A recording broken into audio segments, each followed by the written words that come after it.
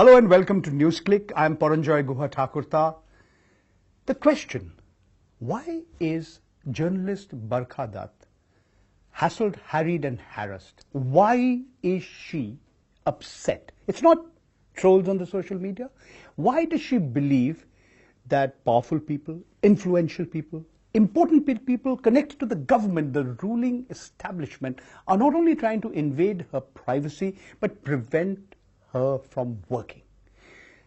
I have with me here in the studio Barkha herself. Thank you so much, Barkha, for coming here. This is my question. Why now? You've been attacked by trolls for donkey's years. I mean, people have not liked your views, so what? But why have you chosen this juncture to come out into the open and speak about attempts made to harass you? So the words you used, hassled and harried, I would probably use a different word. I would say I'm angry and I feel that it's my duty, not in an altruistic way, my duty to myself, to actually speak out. And there is a context to what may seem like an outburst on Twitter. And the context is this. For the last year, I've had a very intriguing exposure to just how terrified the news media industry is of the government. We all know this in a way. We've seen several news channels that are absolutely supplicant to power in a way that perhaps, at least in my living adult memory, I have not seen before. Everybody talks about the emergency. I mean, they've lost all pretensions to being objective. I mean, they're completely... And people talk about the emergency, but I was 4 years old in the emergency, so I cannot use that as a reference point. So my reference point is the I started my career at that time. But my reference point is the 22 years or 21 years that I have experienced as a journalist. And in the last year, we all know that at least one or two of the channels, probably the most watched ones, are now entirely supplicant to the government of the day. Fine, that's their choice. What I encountered was something very intriguing after I left NDTV. I had a number of promoters talk to me about doing shows on their networks. In fact, you did too. I did come on as an analyst, but the conversation was about coming on as a host. And towards the end of those conversations, as they were to be closed, at least 3 different prominent media owners said to me to my face that we love you, we love your work, but we can't use your work because the top 2-3 people in the party and the government do not like you. I mean, look, you're leaving nothing to the imagination. This is what was said to me. Because if you say the top 2 or 3 people... I mean, this is what was said to me. Okay. This is what was said to me. I mean, now, I cannot... who are the top 2 or 3 people in the government and the party. So okay. I said nothing. I said, fine, that's your prerogative as a owner of an organization. I then did... when this happened 2-3 times, it was followed by a group in Andhra Pradesh that approached me to start a new news channel. And they came to me and they said, will you do some work for us? And I said, sure, do you have a license? They said, we have a license. They came back and they told me, we've done some conversations in Delhi. We're not from Delhi, so we didn't know anybody. And we were told that there are 2-3 people whom, again, the top 2-3 people don't like. So please avoid giving them work for your network. And I was named as one of them. I don't think it's fair to the other 2 if I name them. But I was told that there are 2-3 of this, like a kind of de facto shortlist of people to avoid. It's sort of almost like a blacklist. Almost like a blacklist. At this point, because over the years, professionally and personally, I do have decent equations with several BJP leaders. And therefore, I'm not talking about the whole party. You are a journalist who met people across the political spectrum. Yes. So I did go to a senior leader of the BJP. And I did say to this leader, I said, I want no favors, but I do object strenuously if your party and your government are preventing me from the right to do my work. This leader at the time said, and I thought fairly so, why blame the government if promoters are willing to crawl? Why blame the government if promoters are not willing to stand up? There are other people who are seen to be critical of the BJP. I'm just interrupting you. The famous remark that Mr. L.K. Advani made after he was... crawl and bend, asked to bend and they crawled. When he was information and broadcasting manager. Asked to bend and they crawled. He was in Morarji Desai's government. And he was asked this question, why did so few editors, sort of protest? So this BJP leader, in fairness, I think that the politician made a very fair point. And he said to me, We have not made any calls to anybody. These are the promoters themselves imagining that there will be repercussions. There's no problem from our side. Well, I folded the conversation. I went away. After a few months, more recently, another set of promoters came to me and said, we have a license. Would you like to consult? This is now beginning to feel like deja vu. But I need people to understand that there's a context to what I said yesterday. And I said it after observing this and joining the dots for about a year and a half. Okay. Let me just interrupt you briefly because you're talking about licenses. Yes. You know, we know that the government of India, the Ministry of Information and Broadcasting, doesn't give licenses. Gives licenses. Doesn't give licenses is what I want to stress. It has given 900 odd licenses, but in the last few years it hasn't, except to Republic Television, which is closely associated with the BJP Member of Parliament, Mr. Rajiv Chandrasekhar.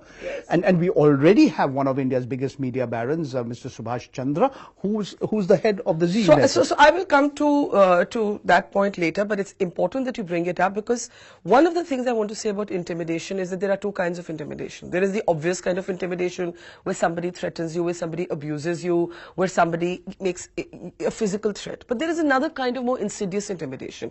It is harder to spot, it is harder to define, and it is much harder to place in an FIR. And that is the kind of insidious intimidation I'm talking about, where regulatory frameworks such as licenses, who you give them to, who you give clearances to, what you can use, who you can use the law against, and so on.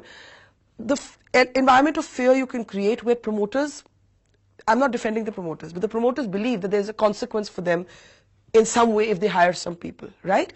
This is very grave intimidation and we don't call it out because we think, oh, how do we define it? Because it's not visible in the way that it is, let's say in Pakistan where a journalist gets bundled off the road and put into a van and taken away with the military. As you rightly say, it's far more insidious. It creeps up on you. Yes, that's correct. It creeps up on you. So to complete my story and how I got to this point, recently, I had new set of promoters, and the reason I'm not naming them is I'm not a proprietor. When they're ready to announce their project, they will. But they came to me and they said, we have a license. We don't have to go. So I said, you're sure? Yeah, we have a license. We want you to come and consult and advise us on how to create an editorial team. I said, fine. Some BJP leaders got wind of this. In a friendly way, I will not say in a menacing way, said to me a few months ago, hey, listen, we hear you're doing this. Those are not people, those are people who are considered ideologically opposed to us. They're seen to be on the other side of the divide, your promoters. So therefore, don't do this. So they're telling you in so many words, don't do this. Don't work for anybody who's not in favor because of you'll get into trouble. Because in a nice way, we like you. We like you, we're fond of you, we don't want to see you get into trouble. What kind of trouble can you get into? Well, I assume they think that the organization could get into trouble and therefore, and I was told that, you've gone from the frying pan to the fire, i.e. from NDTV to this. Why do you want to do that to yourself? Okay, 1 minute. Yeah. You have gone on record saying that there was some sort of a meeting. I'm coming to that. Okay, give me just 1 minute. So then this happened a few months ago and I said to this person, who's a different person from the conversation I had in the middle of last year, I said, I want to work. And I was actually told, why don't you not do journalism till 2019? Do something else. Now sit this one out. Sit this out. Get a fellowship, go somewhere out of the country. Go teach, all that, right? I ignored it. I carried on with my work. 2-3 days ago, a trade industry website wrote a rather premature story on Barkha's coming up with a new news channel. That, I think, led to the last set of developments. I got a visit from a close personal friend yesterday who has nothing to do with politics, nothing to do with journalism, but knows somebody in the BJP very well. And said to me in a bizarre sort of way, we can't talk inside your house. I said, sorry. And said to me in the middle of this scorching summer afternoon, we need to go out. So we went to the neighborhood park and said, look, you may think I'm being over the top, but I have been tipped off by somebody who attended a party meeting, a section. Now, I don't want to make it look like all of the BJP said. Some BJP people had a meeting. At this meeting for 45 minutes, this imminent channel. 45 minutes? And they're ruling the country? So they say. There are 1,001 problems. So, well, we don't know what level of BJP, but there were BJP leaders, maybe not the ones who are interested with ruling the country, who discussed What is this channel? How have they got under our nose and got the license? It has to be stopped. Open up her bank accounts. Find something you can trouble her with. Who does she live with? Who is she dating? Phone hacks. Whatever it takes. And you even shut said her the down. Income Tax Department, Enforcement All Directorate. of this was conveyed to me. And the last line was, I hope she understands the severity of the situation. Tell her to get some personal security. And tell her that she should not take this lightly. This is what was said to me.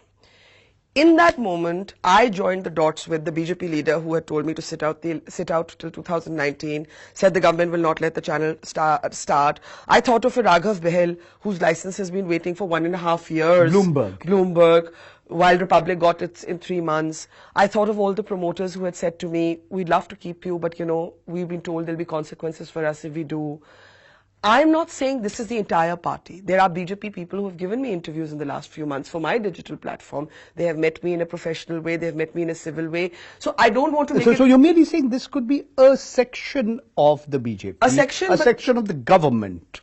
Well, a section of the party that definitely has influence on the government, because I believe that licenses and control... Earlier you mentioned that this was being objected to by the top guys, the top people. So let me say this again. The promoters said to me that I was not liked by the top people in the party and government. The promoters said to me. Let's distinguish. There are 3 things I'm saying. The promoters said to me, we can't keep you because the top people in the government and party don't like you. That's the promoters. Then the BJP leader I confronted said, we're not calling anybody. This is the promoters being fair for themselves. Then your friend. A professional acquaintance. Then a third BJP leader said to me, the government won't allow any channel. It's ill-advised for you to get involved in this channel. Forget journalism till 2019. And then my friend who is not with the BJP was tipped off by a BJP person who attended a meeting of 3 or 4 people of the BJP, and where it was decided that whatever has to happen, we have to shut this, not let this project happen, and not let, she can't come back on TV. All right. Now I'm saying... So these are 4 different things, right? You see, what has been on the social media, I got to know about it from Twitter. Yeah. Yeah, and then there are all kinds of people who've given all kinds of reactions to what you've said. Somebody that's the nature of Twitter. What is Barkha scared, or why didn't she name and shame them? I can't name... Why didn't she lodge a first information report? I cannot break against whom? How do you lodge an FIR against insidious intimidation, which is effectively about using instruments of power to create a coercive environment of fear? Who do you lodge an FIR The against? CBI has lodged a different unknown person. That's what I'm saying. And by the way, when I have received threats on social media from extreme right-wing supporters last year, I went and deposed before a magistrate in Saket. I filed an FIR.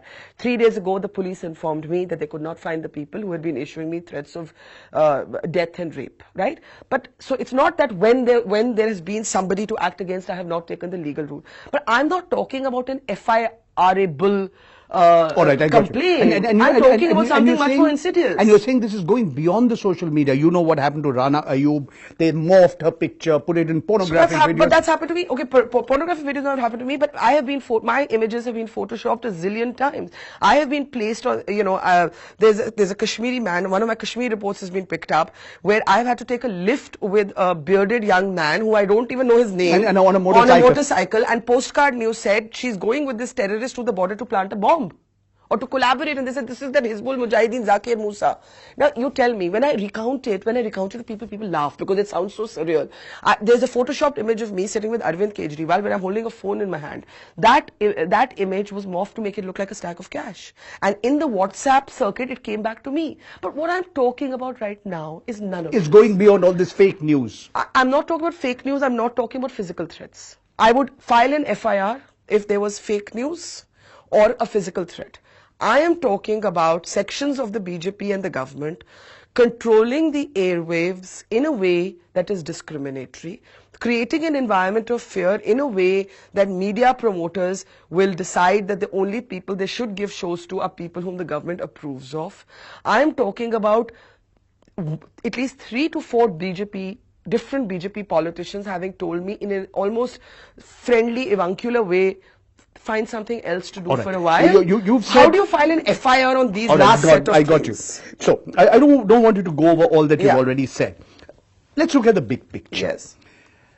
Why this atmosphere of fear?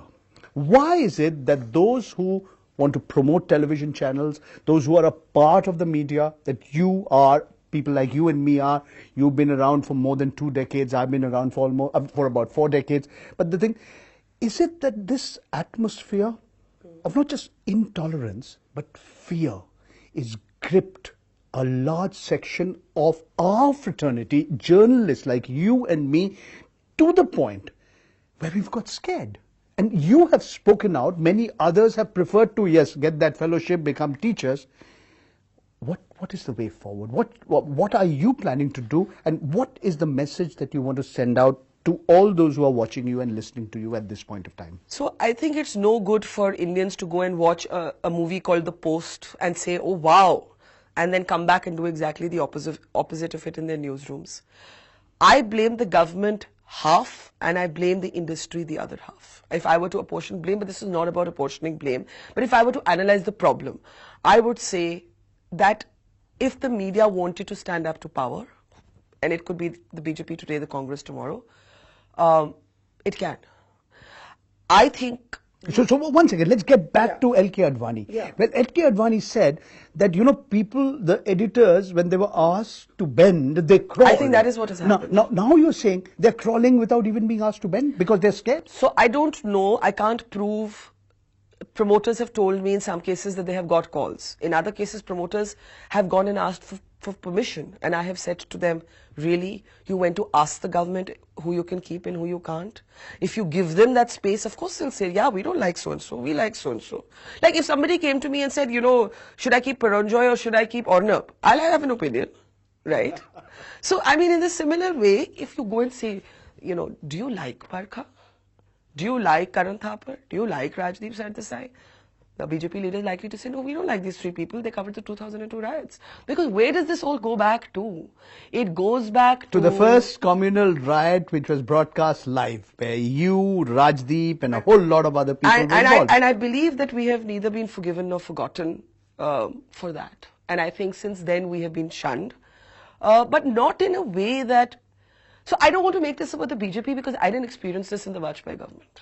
I have not, what I'm experiencing now. So you're saying this is something to do with the present government, the Modi government, the Narendra Modi government? And not all of it, because as I said, there are people in the BJP who've been very professional in dealing with me, including in the last year and a half. They have been professional. I have asked them for interviews. We have done interviews. They have never sort of been anything but civil. Even the people who have advised me to lie low till 2019 have done it in a friendly way. So I am nowhere saying that a BJP person has called me and made a physical threat to me. Yes, BJP supporters have on social media. So that has happened, and I have registered FIRs and had them reach a dead end or taken it on with Twitter or reported them on Twitter, etc. I am talking about why the industry is not recognizing that in print, digital and TV, the sector that is controlled most by the government is TV news because it controls the airwaves. And we have not fought. We fight for newspapers, we fight for digital. No industry member has actually fought for removing, getting government out of these clearances, this web of clearances. No, in fact, when the then Information and Broadcasting Minister Smriti Irani had suggested that a panel be set up to monitor the digital media. I mean, there's been quite a lot on digital, on TV news, which is the most controlled by government medium. There has been, yes, backlash to self-regulate content, right, with the National NBSA, whatever, Broadcasting Standards Authority, but none to actually question in this day and age, in the ease of doing business, a liberalized economy. And the News Broadcasting Standards Authority has no teeth. If you remember in the Gohar Raza case and Z, I mean, they imposed something, they couldn't do anything. Nothing. And now let's come to the last point of political partisanship. So you mentioned 2 BJP members of parliament who own media networks. There are members of Congress who own newspapers. There are members of the NCP that owns a newspaper in Maharashtra, in Punjab. I mean, everywhere there are Pandas, the Jay Panda yeah, television. And if they are not directly owning it, there are individuals with affiliation. So I will say to you that maybe when I was young, I would have imagined that there was some other revenue model. There was some way to get, money that was neither political nor big business house. I was young and innocent. I recognize today that I don't see some idealized media ownership model, right? I don't see it. I don't see it in India. I actually don't see it anywhere in the world. Actually, you're right. I don't Because see after the spread of the internet, the way advertising revenues have moved, I mean the revenue models of all mainstream media organizations have been turned upside down. So I have a line for this. There are three options: are the tyranny of the state, which is where we used to be when the state controlled news media. It went the tyranny of the market, where we totally depend on advertisers, and now in the digital age, the tyranny of the algorithm. So if it doesn't get clicked, good one. Yeah, right. So the point is, there is no utopian model for TV news, especially TV, because it's capital intensive. The best a journalist can do is within the confines of, because no newsroom is 100% free. I say this having worked in this profession, there is no absolute news freedom. Every media owner have either agendas, affiliations, or other fear of legal suits, whatever. There is constraints. Or constraints. There are many reasons, and I'm not making a judgment here. I'm simply saying, what does a journalist do in this situation? A journalist says, within these constraints, I will try and be as dignified and as honest and as accurate as is humanly possible. On the partisanship, I want to say, even if the BJP proves that I am ideologically partisan, let's say that is their main grounds against me. That you are pathologically anti-Bharatiya Janata Suppose Party, they say that. anti-RSS. Suppose they Yes, say that, which I have not agreed with, but suppose they say that, let's assume hypothetically for it to be true. So, am I not allowed to function as a journalist because I have an ideological leaning? Am I only allowed to function as a journalist if I support the BJP? So I find this bizarre thing that, oh, maybe you're not being allowed to function because maybe your promoters are on the other side. But there are enough channels on this side. There are enough channels owned officially by people on this side. So hypothetically, let's assume I have an ideological leaning.